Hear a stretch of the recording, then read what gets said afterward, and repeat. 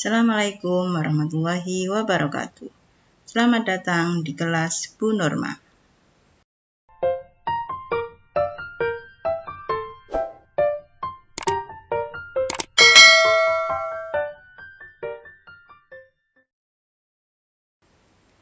Tumbuhan berkembang biak dengan cara vegetatif dan generatif. Perkembangbiakan secara vegetatif terjadi tanpa disertai pertemuan sel jantan dan sel kelamin betina atau tidak melalui perkawinan. Sedangkan perkembangbiakan generatif dialami tumbuhan berbiji melalui proses penyerbukan. Penyerbukan adalah peristiwa jatuhnya serbuk sari ke kepala putik. Penyerbukan pada tumbuhan dapat dibedakan menjadi beberapa macam. Berikut ini akan dibahas macam-macam penyerbukan pada tumbuhan berdasarkan asal serbuk sarinya. Penyerbukan pada tumbuhan berdasarkan asal serbuk sarinya dibedakan menjadi 4 macam, yaitu 1. Penyerbukan sendiri, 2. Penyerbukan tetangga, 3. Penyerbukan silang, dan 4. Penyerbukan bastar.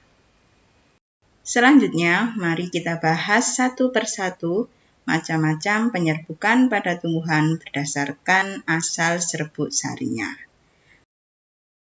Yang pertama adalah penyerbukan sendiri atau autogami. Penyerbukan sendiri terjadi ketika serbuk sari dipindahkan dari kepala sari ke kepala putik bunga yang sama atau bunga itu sendiri.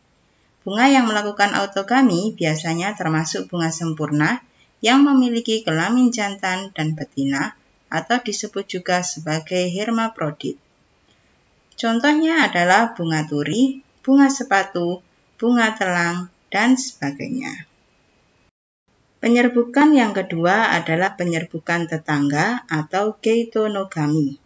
Penyerbukan tetangga adalah penyerbukan yang dapat terjadi apabila serbuk sari yang jatuh atau menempel pada putik berasal dari bunga yang lain tetapi masih dalam satu tumbuhan itu juga. Contohnya adalah padi, kelapa, kelapa sawit, jagung, dan lain sebagainya.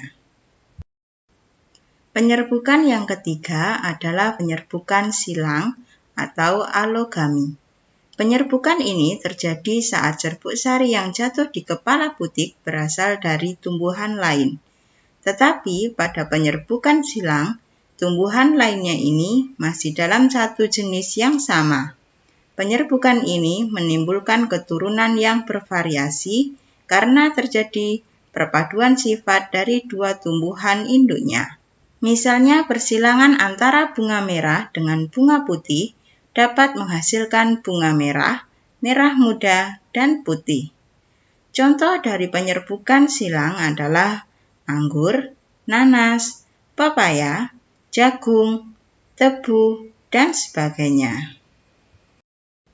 Penyerbukan yang terakhir adalah penyerbukan bastar atau hybridogami.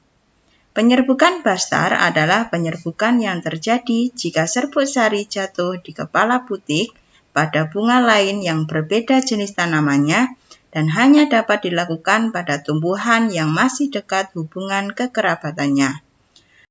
Contohnya adalah serbuk sari cabai yang jatuh pada putik tomat atau sebaliknya. Serbuk sari jambu batu berdaging merah menyerbuki putik dari jambu batu berdaging putih. Demikian penjelasan dari Bu Norma mengenai materi macam-macam penyerbukan pada tumbuhan berdasarkan asal serbuk sarinya.